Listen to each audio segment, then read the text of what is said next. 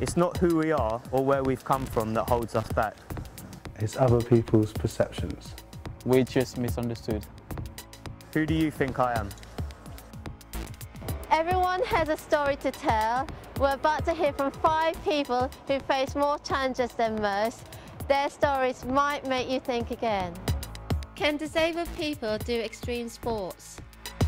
Does a troubled childhood stop you from building a strong future?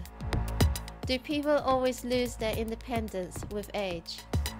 What goals does a refugee without a family have? And does your life stand still after you have a stroke? You're about to meet Ben, who at 3 months old was diagnosed with severe cancer, which left him disabled. Ben hopes to represent Great Britain in 2012 Paralympics, proving being disabled doesn't mean he's less able.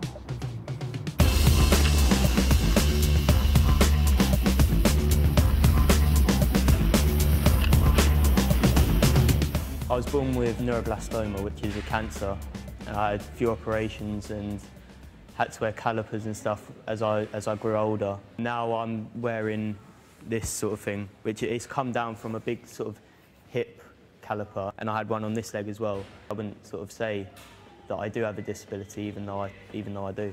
If you ask anyone who does it, getting in and out of it's just the most fiddly little thing. You have to do up all the straps and get yourself into a good position.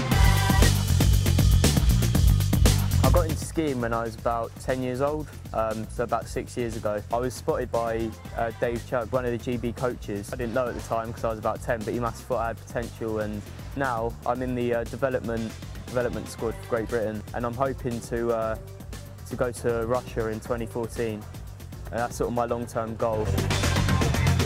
I mean, I'm on sort of a level playing field with able-bodied skiers. I go past them sometimes and they're sort of looking over their shoulder thinking, what's that?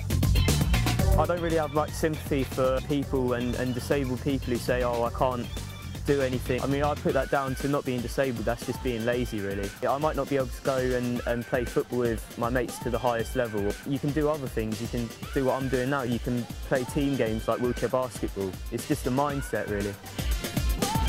It has been reported that nearly 2/3 of people aged 65 and over has never used the internet. What about the third who can?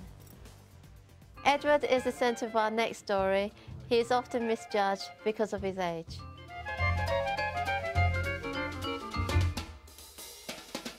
My name is Ed. I'm 94 years of age. I live here on my own. Got budgets to keep me company, but the laptop is my lifeline. Ed's daughter Eve visits him once a week. When I got my first laptop, I brought it over on a visit to Dad. From then on, he's got hooked on it, really. I do my shopping on it.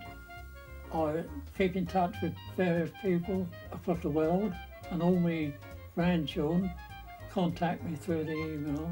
And also, I can put the webcam on and we can communicate and see each other, you know, when we're chatting. Oh, cards, patience, or solitaire they call it on there. Music, I've got stacks of music on there. If I get a problem, get onto Google and it will give me an answer. Just everything enables him to stay independent in his own home, which I think for a 94-year-old is good. I'll have a go at doing anything.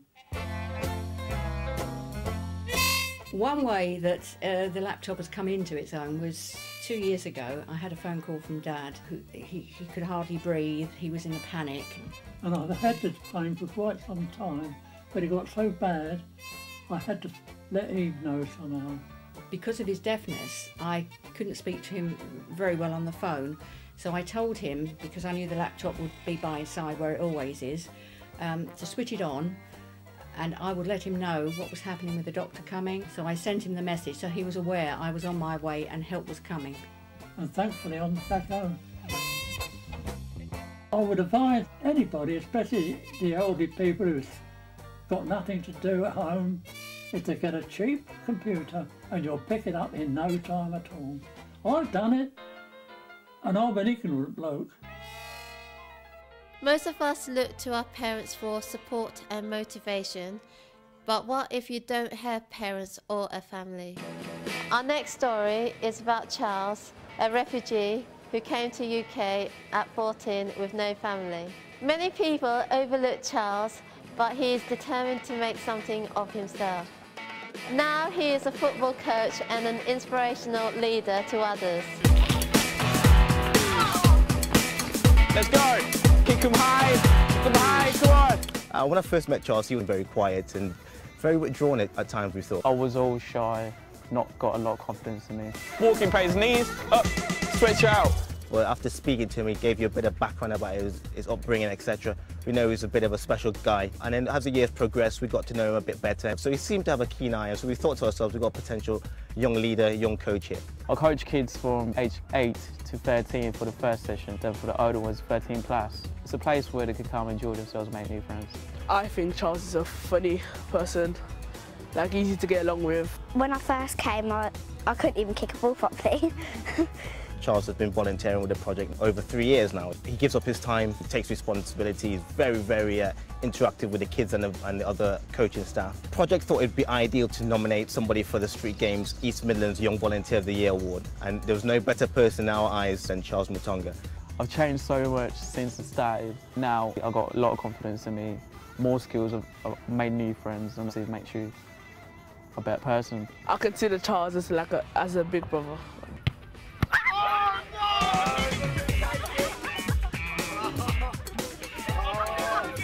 Some people are judged upon where they come from and not where they're going.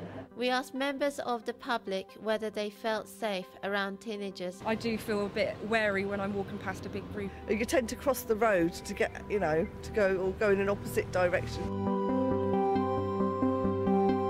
Groundwork realised that there was a lack of provision for young people in the area, and so stepped in and created the House, which is an open door youth club which caters for 13 to 19-year-olds, offering all sorts of activities from sports to arts to music, and also education as well. Nick's a great example of a young person that's really benefited. Before I got involved with the House, I was like smoking, drinking, getting into trouble, spending a few nights in cells, start like not having a good time really. I've been with 57 foster families in 17 and a half years, and I've been adopted 3 times, but they've all just been cancelled because of my behaviour. Over the years I'm pretty known around everywhere now because I've been to so many homes and so many towns. These things happen, you've got to get over it, life's not easy. Through engaging with activities and other young people, he's really begun to find a way to make his own decisions and take responsibility for his behaviour as well. Nick now hopes to study social care at university. Now he's studying for his level 2 in youth work and hopes to continue his studies. This is going to be one thing I'm good at because I've got kind of the experience of being in care so long. I've met so many different people and I can understand how young people feel. Without the house, oh, what you do in something inside be missing with you. Music is a massive thing to me. I've learned over the year how to make music. I can write lyrics straight off my head. I teach guitar as well and bass. You can use music to get things off your head. That's what I use. My future for 2 years ago was being a bum basically. Now, 2 years later, I've kind of changed my life around. Yeah. Next up, we meet Dave. 2 years ago, something happened to him that changed his life forever. He had to give up work, but as you see, Dave's now determined to live life to the full. In December 2008, Dave had a bike accident that resulted in him having a stroke, causing him to develop aphasia. Hello. I'm David Chidlaw and I've got my here, yes, and I've got that because I got rid of my bike, yes. I can go out and I can see anywhere I want to, really. And you enjoy living here? Absolutely brilliant. Absolutely brilliant. I started working with Dave when he came to the Stroke Association. I invited him to a communication support group that I was running. The main aim of the group is to improve confidence and finding ways to communicate other than your speech. For Dave, even the simplest things like ordering a sandwich can be difficult. Hello. Hi. Right. And if I can have for my, let's have to do that for a. Oh, beans on toast. Okie dokie. Sit yourself down, it won't be a minute. Thank All you. right? I had a stroke. I have to tell them that, and then they can understand that I can't tell them. And the other thing I do is this can do me something. It can do something or other.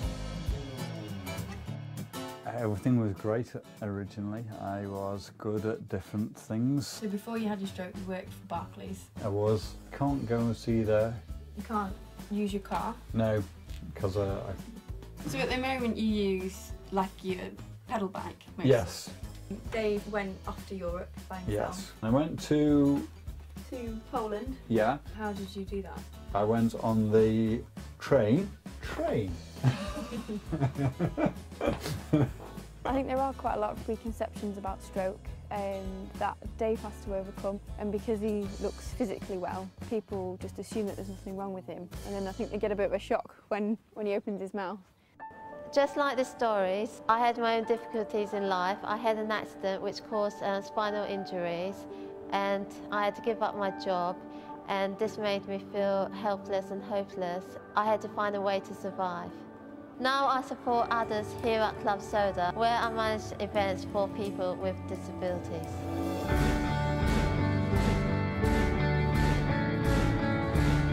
My ultimate goal would be to represent Great Britain in 2014 Paralympics. In the future, I see myself coaching a professional football club, but why not? More people my age should sit down and learn to use a computer. My dreams for the future are to continue doing presenting work. So what is it that you want to do in the future? Well, the main thing, I really want to go to... Slovenia. Yeah, because I can go... Paragliding? Yeah.